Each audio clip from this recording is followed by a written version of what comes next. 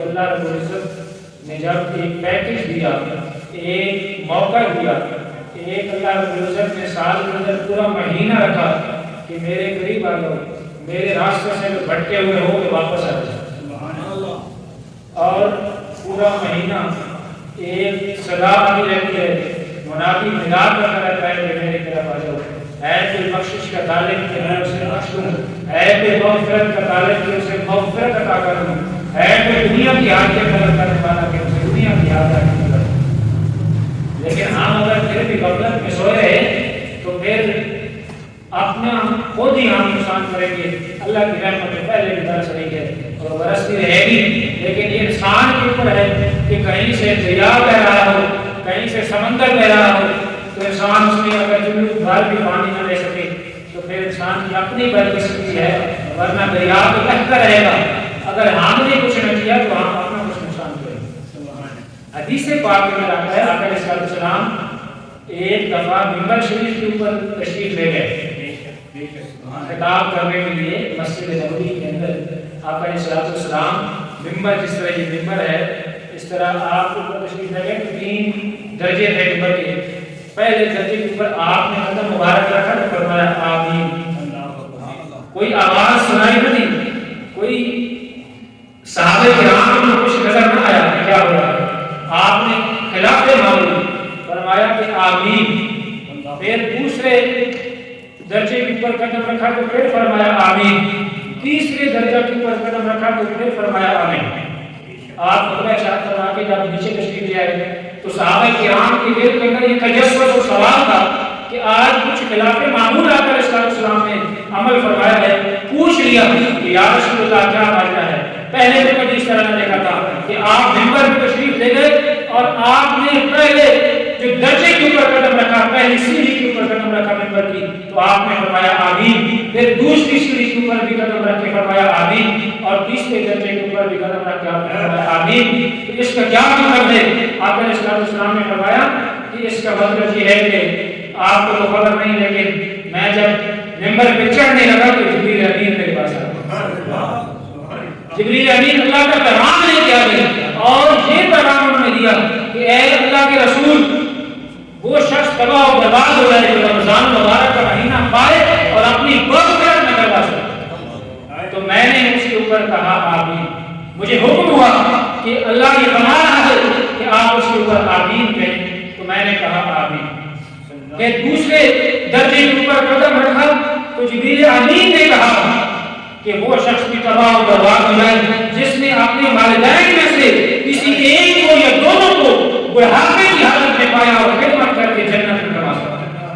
تو میں نے کہا آمین۔ اور تیسرے درجے کے اوپر جب قدم رکھا تو اس وقت جبریل امین نے کہا کہ یا رسول اللہ، وہ شخص بھی تباہ و برباد ہو جائے جس کے سامنے آپ کا نام نامی لیا جائے، آپ کا نام مبارک لیا جائے، وہ آپ کے درود نہ دے۔ تو میں نے کہا آمین۔ مراد کیا ہے؟ 3 چیزیں ہمیں ظاہر ہوئی ہیں۔ ایک تو یہ کہ ہستیاں کتنی بڑی ہیں، اللہ کا کلام آ رہا ہے اور محبوب رسول امین کہنے والے ہیں اور لانے والے سید الملائکہ جبریل امین ہیں۔ ان کی صداقت کے اندر کوئی شک نہیں ہو سکتا۔ جو کچھ کہا گیا ہمیں جھنجھوڑا گیا ہے کہ جو شخص رمضان مبارک کے اندر اگر وہ مہینہ پاتا ہے مغفرت والا، بخشش والا، رحمتوں والا، پھر بھی اپنی مغفرت نہیں کروا سکتا تو یوں سمجھے وہ شخص تباہ و برباد ہو گیا۔ اور جو والدین کو اگر خوش قسمتی سے اس نے والدین کو اپنی زندگی کے اندر پا لیا، ایک کو یا دونوں کو، اور خوش قسمتی سے اسے خدمت کا موقع بھی ملا، لیکن وہ بدقسمت نہ تھا کہ وہ ان کی دعائیں نہ لے سکا، ان کی بددعائیں دیتا رہا، ان کی خدمت نہ کر سکا، تو پھر وہ شخص بھی اگر اپنے والدین کو راضی کر کے جنت نہیں کما سکا تو وہ بھی تباہ و برباد ہو۔ اور جو آقا علیہ السلام کی ذات کے ساتھ محبت نہیں کرتا، درود پاک محبت کا ایک ثبوت ہے۔ تیسرا جو نقطہ بیان کیا گیا ہے کہ جو جس کے سامنے محبوب کریم کا نام آئے اور محبوب کریم کے نام آنے میں اس کے دل کے اندر خوشی نہ پیدا ہو، واقعی درود نہ بھیجے، وہ شخص بھی تباہ و برباد۔ تو ہمیں گریبانوں میں جاننا چاہیے کہ ہم کتنے پانی کے اندر ہیں، ہم کس انداز سے رمضان کیسا گزار رہے ہیں۔ اگر والدین کی نعمت ملی ہے تو ان کے ساتھ برتاؤ کیسا ہے، جن کے بارے رب فرماتا ہے کہ فلا تقل لهما اف ولا تنهرهما، ان کو اف تک بھی نہ کہو اور ان کو جھڑکو نہیں۔ تو والدین اما یبلغن عندک الکبر احدهما او کلاهما فلا تقل لهما اف ولا تنهرهما وقل لهما قولا کریما۔ کیسے رب فرما رہا ہے کہ حقیقت میں تو یہ حضرت لقمان کا بیان فرما رہا ہے کہ اپنے بیٹے کو اللہ رب العزت جب قرآن میں بیان فرماتا ہے تو اس کا مطلب ہے کہ اللہ کا بھی فرماتا ہے، اللہ چاہتا ہے۔ تو حضرت لقمان نے اپنے بیٹے کو نصیحت کی اور اللہ رب العزت نے قرآن کے اندر بتایا کہ والدین میں سے ایک اما یبلغن عندک الکبر، والدین میں سے ایک یا دونوں، احدہما او کلاہما، یعنی بڑھاپے میں پہنچ جائیں ایک یا دونوں، فلا تقل لهما اف ولا تنهرهما، ان کو اف تک نہ کہو اور ان کو جھڑکو نہیں، ان کے ساتھ سخت انداز سے بات نہ کرو، ان کے دل آزاری نہ کرو، ان کو یہ نہ کہو کہ ہاں جی آپ نے کہا تو آ جاؤں گا، اگر والدین بلانے تو دوڑ ہی چلے جاؤ۔ یہ نہ ہو کہ بندہ موبائل پہ لگا ہوا ہے، میں تو گیم کھیل رہا ہوں، آتا ہوں، امی جان کیا مجھے آپ نے ہر وقت کام کیا ہوا ہے، والد مطلب ہو کہ ابو جان آپ نے کیا کام کیا ہوا ہے۔ والدین کا مقام اللہ رب العزت نے بتا دیا، جب فرمایا کہ پہلے تو فرمایا کہ اللہ کی عبادت کرو اور اس کے بعد ساتھ فرمایا کرنے والدین کے ساتھ حسن سلوک، کہ والدین کے ساتھ جو حسن سلوک کا ذکر ہے وہ اپنی عبادت کے ساتھ فوراً بات بیان کر رہا ہے۔ تو فلا تعبدوا الا اياه وبالوالدين احسانا، کہ اللہ رب العزت کی عبادت کرو اور والدین کے ساتھ حسن سلوک کرو۔ تو والدین کا مقام و مرتبہ دیا جاتا ہے شریعت سے پاک سے، اور آقا علیہ السلام کے ساتھ محبت کا اظہار کرنا یہ بھی آقا علیہ السلام نے بتا دیا۔ اور ویسے بھی مسئلہ ہے شرعی کہ جب نبی کریم علیہ السلام کا کسی محفل کے اندر ذکر مبارک ہو تو ایک مرتبہ درود پاک پڑھنا واجب ہو جائے، واجب قطار کرنا انسان گناہگار ہو جاتا ہے۔ تو اگر محفل کے اندر جس طرح بھی ہم آقا علیہ السلام کا نام لے رہے ہیں تو ایک دفعہ آپ کے اوپر بھی درود پاک پڑھنا واجب ہے۔ ہر دفعہ پڑھے جب آقا علیہ السلام کا نام آئے تو ظاہر نصیب اور ہر وقت زبان انسان کر رہے درود پاک سے، اس سے تو اور بڑا وظیفہ تو نہیں۔ جس طرح آقا علیہ السلام نے ایک صحابی کو فرمایا تھا کہ جب اس نے پوچھا کہ یا رسول اللہ مجھے کوئی عمل بتائیے کہ میں کون سا وظیفہ کروں، آپ نے فرمایا میرے پر درود پڑھا۔ تو آقا علیہ السلام نے صحابی نے پوچھا کہ یا رسول اللہ میں پھر دن کے 3 حصے کروں گا، اپنے اوقات جو باقی اوقات ہیں یعنی کھانا پینا اور باقی حاجات کے علاوہ جو اوقات بچتے ہیں میں ان کے 3 حصے کروں گا، ایک میں عبادات کروں گا، ذکر اذکار کروں گا، گھر والوں کے لیے ٹائم نکالوں گا، ایک کے اندر آپ پہ درود پڑھوں گا۔ آپ نے فرمایا کہ یہ بھی ٹھیک ہے لیکن اگر میرے اوپر درود میں اضافہ کر دے تو یہ اور بھی بات بہتر ہے۔ پھر صاحب کہتے ہیں یا رسول اللہ میں وقت کے 2 حصے جو میرے پاس اضافی وقت بچے گا میں اس کے 2 حصے آپ کے اوپر درود پڑھوں گا، ایک حصہ باقی کاموں کے لیے مختص کروں گا۔ آپ نے فرمایا کہ وہ بھی ٹھیک ہے لیکن اگر میرے اوپر زیادہ درود پڑے گا ذکر کے اور زیادہ بہتر ہے۔ تو صحابی نے عرض کیا یا رسول اللہ پھر میں جو بھی وقت ہوگا آپ کی ذات پہ درود ہی پڑھتا رہا ہوں۔ آپ نے فرمایا کہ میری ذات پہ درود پڑے گا اللہ تعالیٰ تیرے سارے کام بنا دے گا۔ تو آقا کے ساتھ محبت حقیقت میں ایمان کی شرط اول ہے، اسی میں ہو اگر آپ ایک سب کچھ نازک کرنا کہ محمد سے وفا کرو تو ہم تیرے ہیں، یہ جہاں چیز ہے کیا اللہ و طلب دے رہے۔ آقا علیہ السلام کا نام مبارک آئے تو بندہ مومن کا دل کھل رکھنا چاہیے اور فوراً زبان پہ درود پاک کا نذرانہ آ جانا چاہیے، صلی اللہ علیہ وآلہ وسلم کہنا چاہیے، اللہم صلی علی محمد یہ کہنا چاہیے، جو درود پاک کا صیغہ الصلاۃ والسلام علیک یا رسول اللہ کہنا چاہیے، قرۃ عینی بک یا رسول اللہ کہنا چاہیے، جو درود کا صیغہ آئے زبان پہ آنا چاہیے اور آقا کے ساتھ محبت کا اظہار کرنا چاہیے۔ تو میں آج کچھ ان ہستیوں کا ذکر کرنا چاہتا ہوں کہ رمضان مبارک کے اندر جن کا یوم مثال ہے۔ رمضان مبارک کے اندر 3 رمضان مبارک کو حضرت سیدہ فاطمہ الزہرا رضی اللہ عنہا کا یوم مثال ہے۔ 10 رمضان مبارک 10 نبوی کو سیدہ خدیجہ کبریٰ ام المؤمنین جو آقا علیہ السلام کی پہلی بیوی ہونے کا شرف جن کو حاصل ہے ان کا یوم مثال ہے۔ اور پھر آگے 17 رمضان مبارک کو غزوہ بدر واقعہ ہوا، اتنا بڑا واقعہ اپنی بڑی کفر اور اسلام کی حق اور باطل کی پہلی باقاعدہ جنگ جو ہوئی تھی وہ 17 رمضان مبارک کے اندر ہوئی۔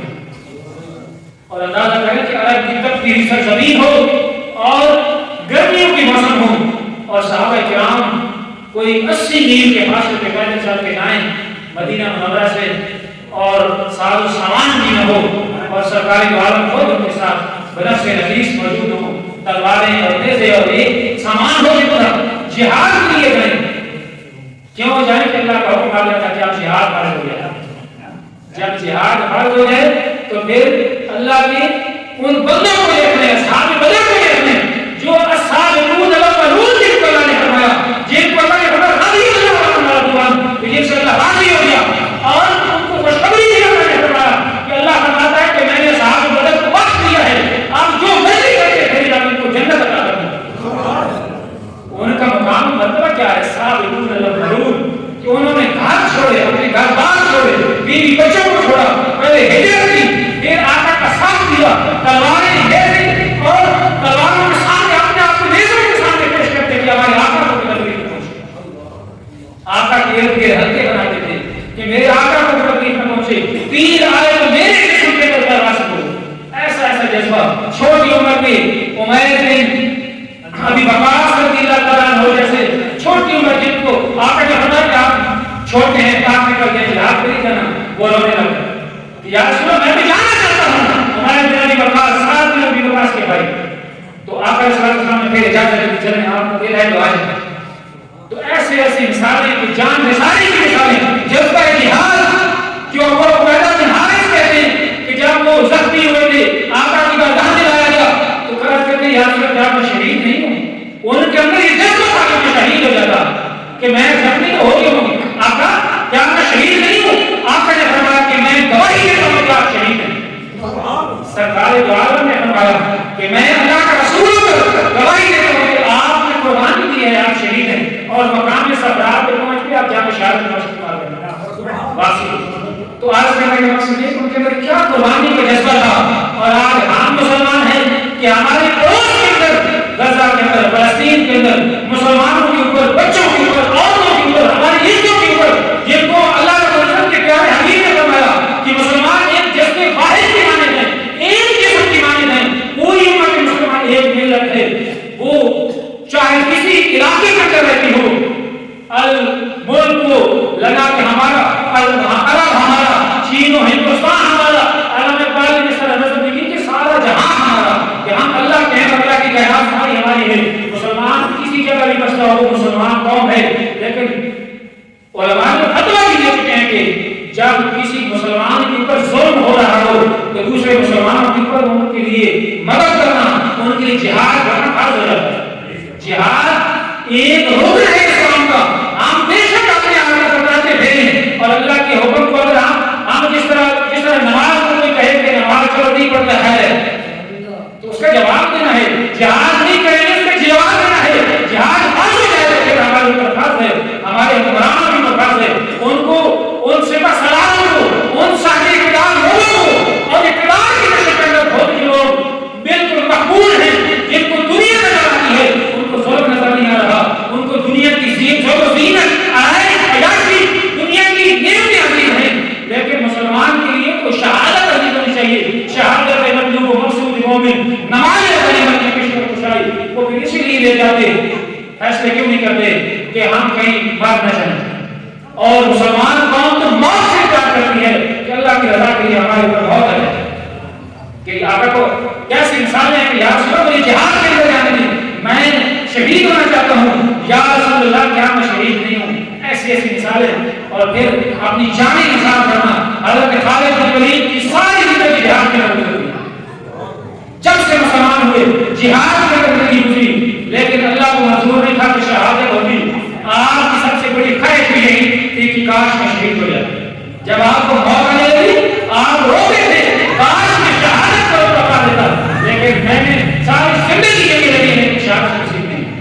اور خالد بن ولید کو عظیم جرنیل ہیں کہ جس مارکے کے اندر جاتے تھے ان کو فتح نصیب ہوتی تھی، فتح نصیب ہوتی تھی۔ جنگل بھوتا جو غزل بھوتا جس کو سریع بھوتا ہے آقا علیہ السلام نے نہر بنا کے بھیجا گیا. پہلے حضرت عبداللہ بن رواحہ اپنے بڑے صحابی تھے وہ شہید ہو گئے جرنیل تھے. پھر حضرت جابر بن تیار رضی اللہ تعالیٰ عنہ وہ سپہ سالار بنے, جرنیل بنے, بڑا عظیم مقام ہے, تو وہ بھی شہید ہو گئے. حضرت علی شیر خدا کے بھائی تھے. اور پھر آخر میں ایک اور صحابی وہ بھی شہید ہو گئے. پہلے حضرت عبداللہ بن رواحہ, جعفر بن ابی طالب اور تیسرے ایک صحابی تھے وہ بھی شہید ہو گئے جو اتنے بڑا مال کا سر کرنے کے لیے.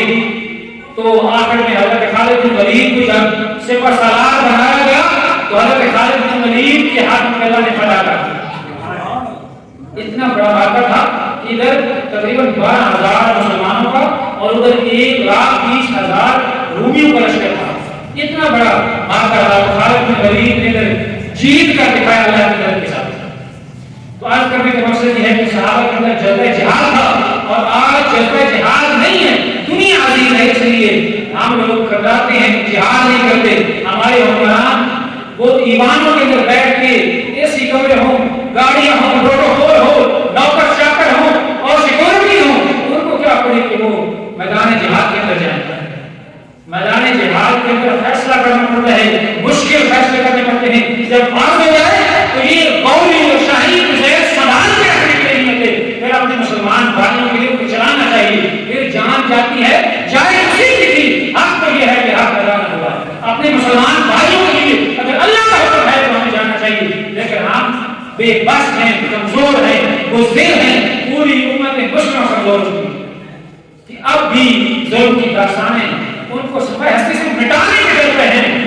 اور قرآن میں ہمیں عظیم لوگوں کے اوپر کہ آپ نصاب کچھ قرآن کر کے بھی کوئی جہاد کریں, جہاد کریں, ان کے اوپر قرآن ہیں, ان کی دعا کر سکتے ہیں. تو غزوہ بدر کی میں بات کر رہا تھا کہ رمضان مبارک کے اندر یہ پیش آیا.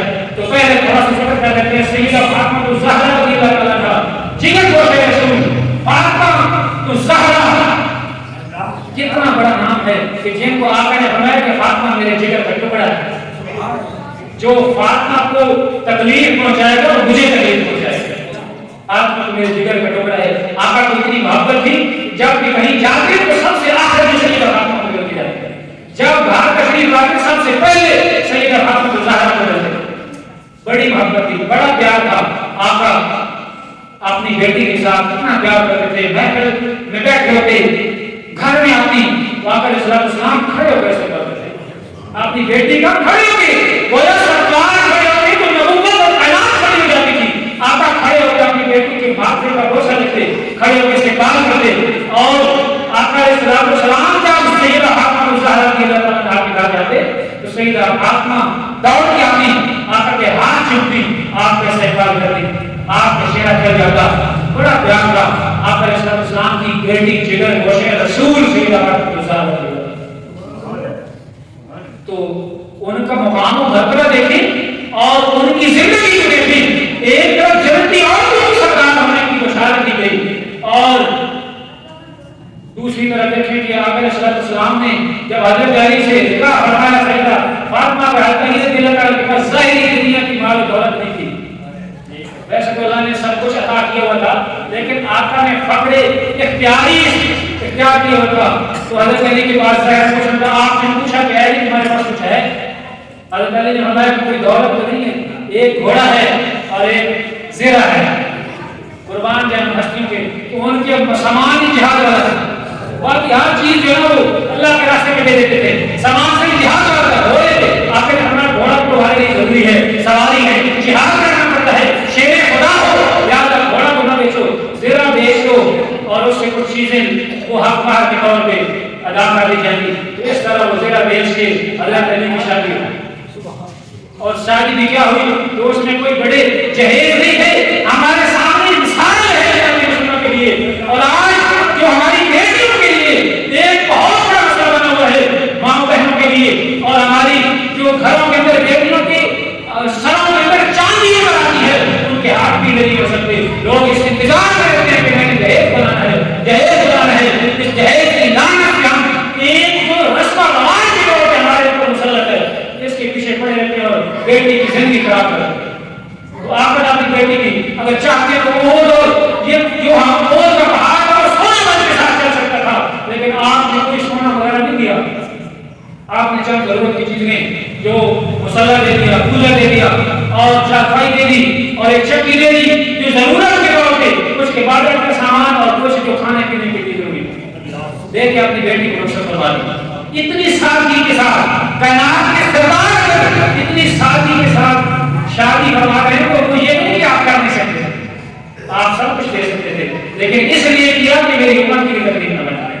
تراویح کی آپ نے 3 دن مسجد میں پڑھائی اور پھر باہر بھی پڑھتے تھے، اس لیے بھی پڑھتے تھے کہ میری امت کو تکلیف نہ بن جائے، مشکل نہ بن جائے. یعنی آقا کو اپنی امت کا اتنا خیال تھا اور ہم پھر سنت کو تو معاذ اللہ کو سے کچھ ڈال دیتے ہیں اور اپنی ناز پوری کرنے کے لیے، معاشرت کے لیے، رسم و رواج کو بھیڑ کرتے ہوئے اپنی بیٹیوں کی عمریں برباد کر دیتے ہیں اور ان کو جہیز بناتے ہوئے آخر میں رشتوں کے لیے چکر میں اور جہیزوں کے چکر میں ان کی زندگی خراب ہوتی ہے. آپ نے ہمیں جب بیٹی جوان ہو جائے تو انتقام ضروری ہے اور بیٹی 9 سال 10 11 12 سال کی جوان ہو جاتی ہے تو آپ نے بندہ گھروں میں دیکھ لے کہ بیٹی کی عمریں 30 ہو جاتی ہیں، 35 سال ہو جاتی ہیں.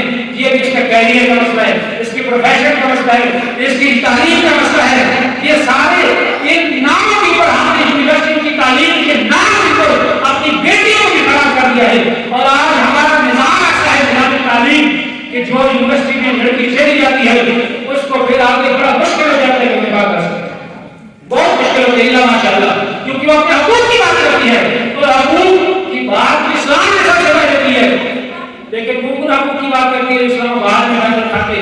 وہ چاند آنٹی آ جاتی ہیں جی ہمارے حقوق نہیں کر رہے، اپنے ناشتے کو گرم کرو، اپنے جی ایسے بےہودہ قسم کے نعرے لگاتی ہیں کہ اپنے ناشتے کو گرم کرو، ہم ہمارا جسم ہمارا مرضی، اس طرح کے نعرے لگا کر حقوق کی بات کرتی ہیں. کیا سیدہ فاطمہ الزہرا سے بڑھ کر کوئی اس کائنات کے اندر کوئی بیٹی ہے؟ آقا اسلام کے پاس کبھی نہیں تھی، آقا کے پاس سیدہ فاطمہ آئی تھی کہ یا رسول اللہ ایک قریب کے لیے گھر میں کام کرنے والا بڑی مشکل ہوتی ہے، پانی بھی بھرتی ہوں، گھر میں آٹا بھی بھرتی ہوں، برتن بھی دھوتی ہوں، کپڑے بھی دھوتی ہوں، چکی بھی بیچتی ہوں، بڑی مشکل ہے، گھر کو قریب دے دیں. کیا ان کو ویمن رائٹس کی بات وہ نہیں کر سکتی تھی؟ کیا ان کو پتا نہیں تھا عورتوں کے حقوق؟ کیا اس وقت آقا نے کو نہیں پتا تھا؟ آقا نے فرمایا نہیں یہ کام میری بیٹی کو اپنے اوپر کر دے. جی آپ کی بھی کمی سے نہیں ہے، کہیں سے آپ کو نہیں دے سکتا. آقا علیہ السلام نے ایک قریب حضرت حفصہ رضی اللہ تعالیٰ عنہ کی تھی اور حضرت سیدہ فاطمہ نے ان کے ساتھ باریاں مقرر کی تھی. یہ سمجھ نے کیا تھا کہ میری نوکرانی ہے لہٰذا ان کو ان سے ہی کام کروانا. آپ نے باریاں مقرر کی تھی، ایک دن آپ کام کرتی اور ایک دن حضرت سیدہ حفصہ کرتی. ایک دن سرکار کے عالم گھر میں تشریف لے گئے تو آقا علیہ السلام نے دیکھا کہ آقا کی بیٹی جنت کو شہر رسول فاطمہ سیدہ فاطمہ بطول اپنے بیٹے کو ایک چھوٹے بیٹے غالباً حضرت حسن یا حسین اپنی گود میں اٹھائے ہوئے اور چکی پیچ رہی. سرکار نے فرمایا کہ اے بیٹی وہ قدیر آپ کو دی تھی وہ اس سے کروا لیتی. حضرت سیدہ فاطمہ کرتی ہے ابا جان آج میری باری یہ کام کرنے، میں نے ان کے ساتھ باریاں مقرر کی ہوئی ہیں لہٰذا آج میری باری ہے کہ میں کام کروں. تو قربان کے اندر ان کو آئیڈیا بنایا جائے، ان کو رہنما بنایا جائے تو پھر ہمارے زندگی کے مسئلے ختم ہو جائیں. ہمارے شادیوں کے بعد کے مسائل ہوتے ہیں جو عورت حقوق کی بات کرتے کرتے کہیں بھی ناشتہ بھی نہیں بناتی، کپڑے بھی نہیں دھوتی اور ہمارا جیسا ہماری مرضی، تو پھر اس طرح کے یہ فساد اور یہ خرافات یہ جدید تعلیم کے ہی ہمارے سامنے نتائج نظر آ رہے ہیں.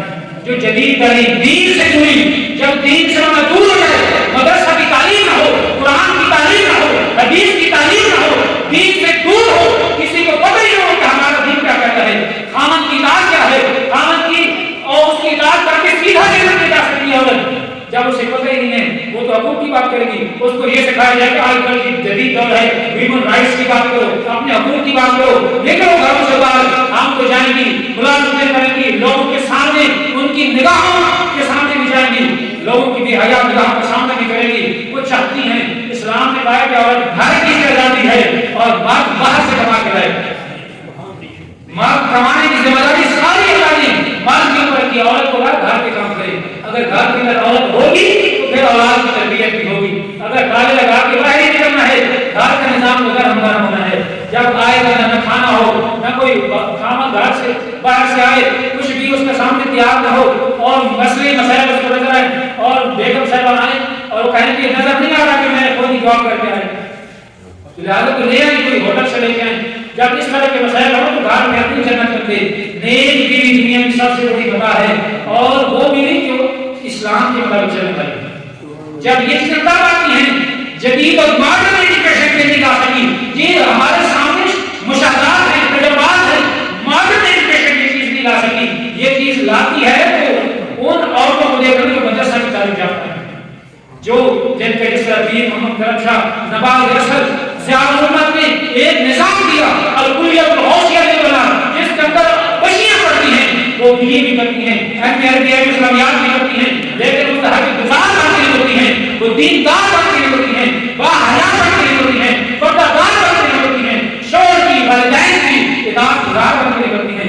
ایسی عورت اسلام چاہتا ہے، گھر کی شہزادی، بچوں کی تربیت کرنے والی. تو دوسری ہمارے سامنے جو شخصیت نظر آتی ہے وہ سیدہ خدیجہ کبریٰ رضی اللہ عنہا کی ہے کہ آقا علیہ السلام کی وہ پہلی بیوی.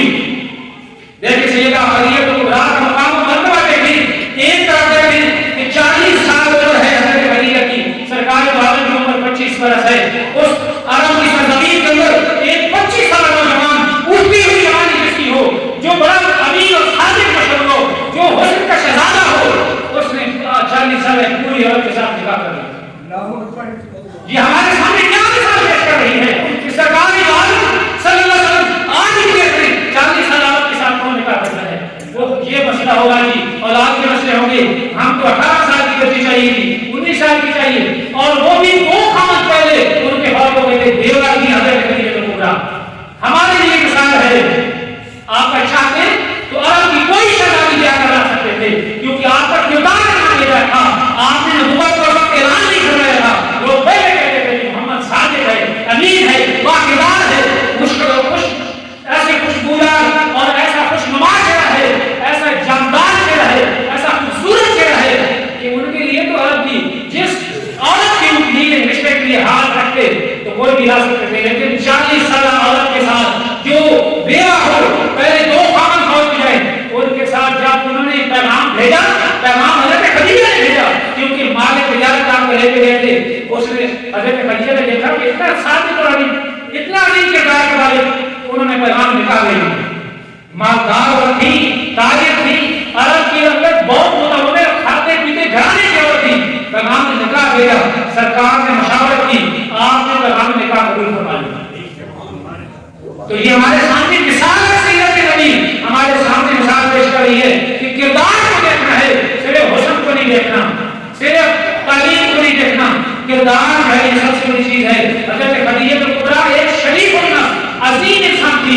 ان کا کردار زیرت اور دانا تھی، بڑی ہوش و حکمت اور دانائی ان کے چہرے سے جھلکتی تھی. اور یہ بات پھر جب آپ اسلام کے راستے رہتی ہیں تو اس وقت اور نظر کے سامنے آتی ہے. جب آقا نے اپنا اعلان نبوت فرمایا، لوگوں نے جھٹلایا تھا، آقا نے فرمایا کہ میری خدیجہ کو کوئی نہیں پہنچ سکتا. آپ نے ان کی زندگی میں دوسرا نکاح نہ فرمایا. آپ نے 11 شادی فرمائی تھی، 11 نکاح فرمائے تھے، ان کے اندر بھی حکمتیں تھی. لیکن حضرت خدیجہ کبریٰ کی آپ کی ہوتے ہوئے دوسرا نکاح نہیں فرمایا. اور آپ کی ساری اولاد حضرت خدیجہ سے ہوئی، سوائے حضرت ابراہیم سے، سوائے قدیہ سے ہوئی. اور آقا نے فرمایا کہ میں خدیجہ کو نہیں بھول سکتا. ایک دفعہ عائشہ نے فرمایا تھا کہ آپ ہر وقت خدیجہ کا ذکر کرتے رہتے ہیں، جس طرح بیویوں کے اندر ہوتا ہے کہ آپ ہر وقت میں خوبصورت جوان آپ کو قواری بیوی ملی ہوں. حضرت عائشہ نے جس طرح بشری تقاضوں کے مطابق ایک دفعہ شکایت کی کہ آپ ہر وقت عرب کی پوری عورت کا ذکر کرتے رہتے ہیں. تو آپ نے فرمایا خدا کی قسم میں خدیجہ کبریٰ کو کی طرح مجھے کوئی عورت نہیں ملی، کیونکہ جب لوگوں نے مجھے جھٹلایا انہوں نے میرے اوپر ایمان لے گئے. جب میں نے اسلام کی دعوت دی، سب سے پہلے اس کائنات کے اندر عالم اسلام کے اندر اگر دیکھا جائے دنیا کے اندر 1 ارب مسلمان آج ہے، اور 1400 سال پہلے دیکھا جائے تو اربوں خربوں مسلمان ہوئے. سب سے پہلے اسلام لانے والی شخصیت ہے وہ خدیجہ کبریٰ. سب سے پہلے تصدیق کرنے والی. آپ نے فرمایا کہ خدیجہ اس وقت لوگوں نے مجھے جھٹلایا، خدیجہ میرے اوپر ایمان لے کے آئی، خدیجہ نے میری تصدیق کی، لوگوں نے انکار کر خدیجہ نے میری تصدیق کی، اور خدیجہ نے اپنی مال و دولت سے میری مدد کی. سب کے قدموں میں نشانہ کر دیا، اور خدیجہ اللہ نے مجھے حضرت خدیجہ کی بدن مبارک سے اولاد عطا کی، لہذا میں خدیجہ کو کیسے بھول سکتا ہوں؟ تو کتنا مقام مرتبہ ہے، ان عظیم ہستیوں کو آئیڈیل بنانا چاہیے اور آقا کی سیرت کو سامنے رکھنا چاہیے۔ اللہ رب العزت ہمیں عمل کی توفیق عطا فرمائے۔ ہمارے